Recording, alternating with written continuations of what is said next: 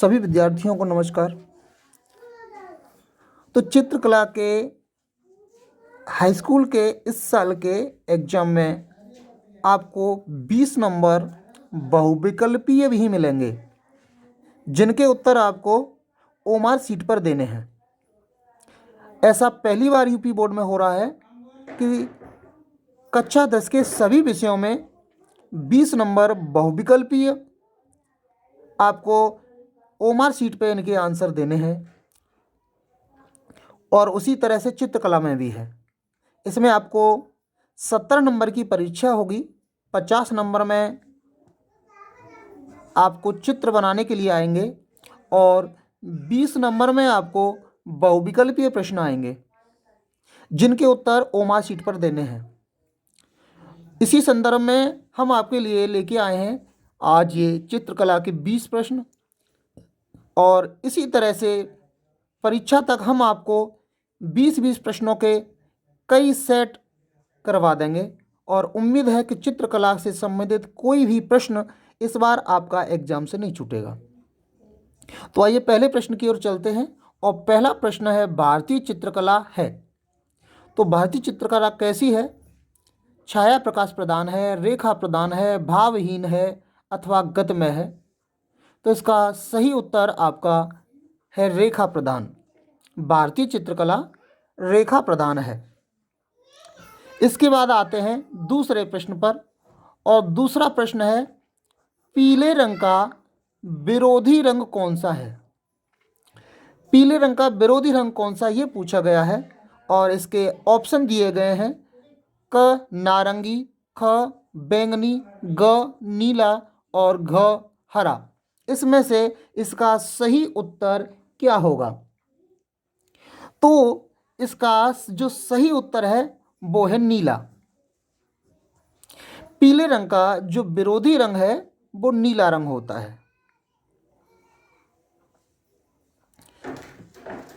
इसके बाद आइए तीसरे प्रश्न पर चलते हैं, और तीसरा प्रश्न है सिंधु घाटी सभ्यता के अवशेष कहाँ पर मिले हैं? भारत में मिले हैं, पाकिस्तान में मिले हैं, म्यांमार में मिले हैं अथवा ईरान में मिले हैं? कौन सा आंसर सही होगा? तो इसका सही आंसर है पाकिस्तान। सिंधु घाटी सभ्यता से संबंधित जितने भी अवशेष मिले हैं उनमें सर्वाधिक स्थान अब पाकिस्तान में है। वो बात अलग है कि जिस समय ये अवशेष प्राप्त हुए थे उस समय भारत और पाकिस्तान दोनों एक ही था, लेकिन आज ये जो स्थान है अब पाकिस्तान में आते हैं। तो इसका पाकिस्तान इसका सही उत्तर है। इसके बाद आते हैं हमारे अगले प्रश्न पर, और अगला प्रश्न है लाल रंग का विरोधी रंग कौन सा है? तो विरोधी रंगों की बात करें तो ओस्टवाल्ड चक्र में आमने सामने के रंगों को हम विरोधी रंग कहते हैं। आप ओस्टवाल्ड चक्र को बहुत अच्छे से समझ लें तो आपके बहुत सारे प्रश्न वहाँ से हल हो जाएंगे। तो यहाँ पर लाल रंग का जो विरोधी रंग होता है वो हरा है। लाल रंग का विरोधी रंग हरा होता है। इसके बाद आता है पांचवा प्रश्न, और पांचवें प्रश्न में पूछा गया है नीले रंग में कौन सा रंग मिलाया जाए कि बैंगनी हो जाए? हरा मिलाया जाए, पीला मिलाया जाए, लाल मिलाया जाए या फिर काला मिलाया जाए? कौन सा रंग मिलाया जाए नीले रंग के साथ कि बैंगनी रंग बन जाए? तो आप अच्छी तरह से जानते हैं कि नीले रंग में अगर हम लाल रंग मिला देंगे तो ये बैंगनी रंग बन जाएगा। बहुत ही आसान प्रश्न था, इसका जवाब भी आसान है। अगला प्रश्न है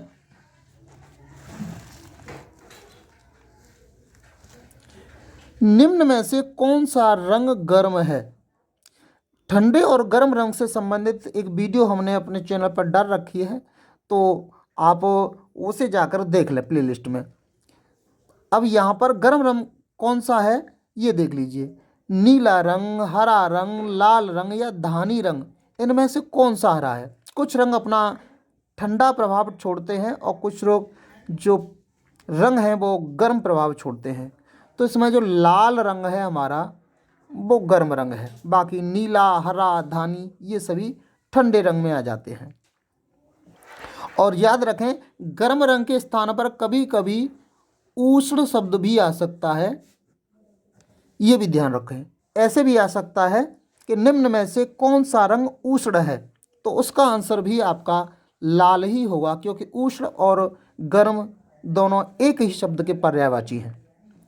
इसके बाद अगला प्रश्न है प्रश्न नंबर 7, और प्रश्न नंबर 7 में कह रहा है कि भीमबेटका के चित्रों की खोज किसने की थी। भीमबेटका के चित्रों की खोज किसने की थी? डॉक्टर जगदीश गुप्त ने की थी, या B.S. मिश्रा ने की थी, उमराव सिंह ने की थी, या फिर प्रोफेसर वाकड़कर ने की थी? तो भीमबेटका के चित्रों की खोज किसने की थी? इसका सही आंसर हो जाएगा प्रोफेसर वाकड़कर। प्रोफेसर वाकड़कर ने भीमबेटका के चित्रों की खोज की थी। तो ये हमारे 7 प्रश्न हो गए। आइए अगले प्रश्न पर चलते हैं, और अगला प्रश्न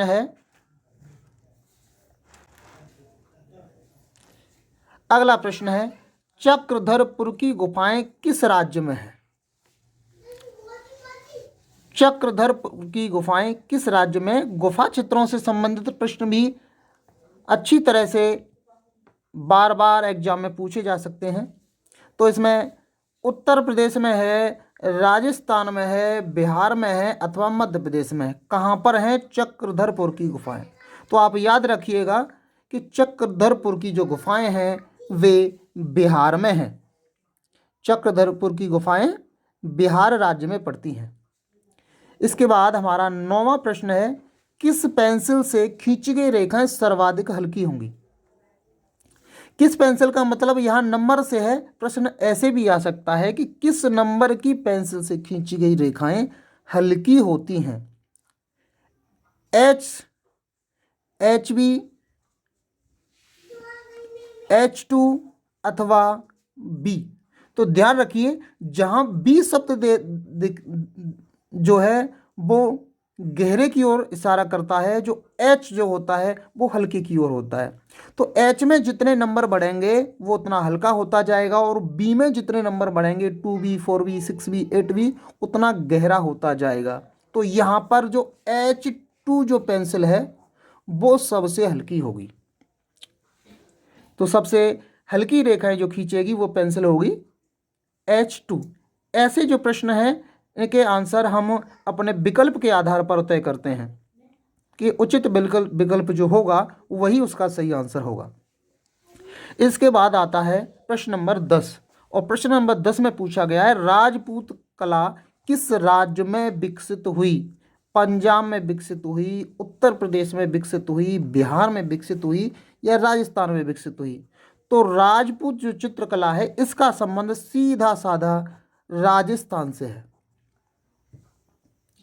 अब आइए 11वें प्रश्न पे, मुगल चित्रकला का कार्यकाल कौन सा था? मुगल चित्रकला 1000 से 1500 ईस्वी तक, 1550 से लेके 1806 ईस्वी तक, 1700 से 1900 तक, और 1900 से 1950। अब देखिए, जो मुगल काल होगा वही काल मुगल चित्रकला का होगा। तो मुगल काल को ही हमें मुगल काल के चित्रकला के काल के रूप में जानते हैं। तो इसलिए हम इसमें मुगल काल देखेंगे तो वही उसका सही आंसर हो जाएगा। तो इसका सही आंसर जो है वो ख है। 1550 से लेके 1806 ईस्वी का जो समय है इसमें मुगल चित्रकला का विकास हुआ है। इसके बाद में आते हैं प्रश्न नंबर 12। प्रश्न नंबर 12 में दिया गया है, दरबारी चित्रकला का संबंध है। दरबारी चित्रकला का संबंध किससे है? अजंता की कला से है, राजपूत कला से है, मुगल कला से है, या मध्यकालीन कला से है? तो इसका भी सही आंसर मुगल है। दरबारी चित्रकला मुगल चित्रकला को ही कहते थे। इसके बाद 13वां प्रश्न, और 13वें प्रश्न में पूछा गया है, अजंता में कुल कितनी गुफाएं हैं? 25, 8, 28 अथवा 30? तो अजंता में कुल 30 गुफाएं हैं, ये आप याद रखिए। और कभी कभी ये भी पूछ लिया जाता है कि अजंता में कुल कितनी गुफाओं में चित्र प्राप्त हुए हैं। तो कुल 6 गुफाओं में अजंता में चित्र इस समय प्राप्त होते हैं। टोटल गुफाएं 30 हैं और 6 गुफाओं में इसमें हमें चित्र मिलते हैं। कभी कभी 31 भी दे दिया जाता है आंसर, 30 नहीं दिया जाता है, तो इसका सही आंसर 31 आप लगाएंगे, क्योंकि गुफाएं तो कुल 31 हैं, लेकिन नंबर वाइज गिने तो वो 30 गुफाएं हैं, क्योंकि 15 का और 15 दो गुफाएं एक ही नाम से आ गई हैं, इसलिए 31 और 30 दोनों सही आंसर है। लेकिन 31 होगा तो हम 30 ही आंसर सही करेंगे, 30 नहीं होगा तब हम 31 आंसर को सही करेंगे। इसके बाद 14वां प्रश्न है, और 14वें प्रश्न में पूछा गया है पहाड़ी चित्रकला के संस्थापक कौन थे? अशोक, अकबर, संसार चंद, अमीर चंद। इसका सही आंसर कौन सा होगा? तो इसका सही आंसर है संसार चंद। पहाड़ी चित्रकला के संस्थापक जो है वो संसार चंद माने जाते हैं। इसके बाद अपने 15वें प्रश्न पर चलते हैं। 15वां प्रश्न, और 15वें प्रश्न में पूछा गया है बंगाल शैली के किस चित्रकार ने मेघदूत का चित्रण किया है? मेघदूत के बारे में पूछा है। अरे मेघदूत किसने लिखा है ये नहीं पूछा गया है, मेघदूत का चित्रण किसने किया है, मतलब चित्र किसने बनाया है, ये प्रश्न है। तो गगनेंद्र नाथ, रविंद्रनाथ, असित कुमार हलदार और शैलेंद्र डे, ये सभी बंगाल शैली के ही चित्रकार हैं, लेकिन इसमें से मेघदूत का चित्रण जिसने किया है वो कौन सा है? तो वो है असित कुमार हलदार। असित कुमार हलदार इसका सही जवाब है कि मेघदूत का चित्रण करने वाले जो चित्रकार हैं वो असित कुमार हलदार हैं। निम्न में से कौन सा रंग ठंडा है अथवा शीतल है? ठंडा शब्द आ जाए या शीतल शब्द आ जाए एक ही बात है। तो लाल, नारंगी, पीला और हरा, इनमें से ठंडा रंग पूछा गया है, तो हरा इसका एकदम सही जवाब होगा। लाल, नारंगी, पीला ये सभी गर्म रंग हैं, उष्ण रंग हैं, और हरा रंग ठंडा रंग या शीतल रंग कहलाता है। अगला प्रश्न है प्रश्न नंबर 17। बनी ठनी चित्र किस शैली से संबंधित है? बनी ठनी, बनी ठनी एक पेंटिंग है और ये पहाड़ी चित्रकला से संबंधित रखती है, और पहाड़ी चित्रकला में जो किशनगढ़ शैली है ये किशनगढ़ शैली से संबंधित है। कांगड़ा, अपभ्रंश, मुगल ये सभी गलत आंसर है, और किशनगढ़ शैली इसका सही आंसर है बनी ठनी। इसके बाद चलते हैं 18वें प्रश्न पे। 18वां प्रश्न है सफेद रंग का विरोधी रंग कौन सा है? सफेद रंग का विरोधी रंग पूछा गया है। भूरा, बैंगनी, काला, लाल, इनमें से कौन सा उत्तर इसका सही जवाब है? तो विरोधी रंग सफेद रंग का, तो सफेद रंग का जो विरोधी रंग है वो काला होता है, याद रखिएगा। सबसे आसान प्रश्न था, लेकिन फिर भी इस प्रश्न में भी बहुत सारे बच्चे हैं जो गलत आंसर कर सकते हैं। तो सफेद का जो विरोधी रंग है वो काला होता है। ओस्टवाल चक्र के अनुसार समुद्री हरा का विरोधी रंग क्या है? 19वां प्रश्न है ओस्टवाल चक्र के अनुसार समुद्री हरा का विरोधी रंग, तो धानी, लाल, पीला, बैंगनी, कौन सा सही है? तो इसका जो लाल है, समुद्री हरा का विरोधी रंग लाल रंग होता है, ये याद रखिएगा।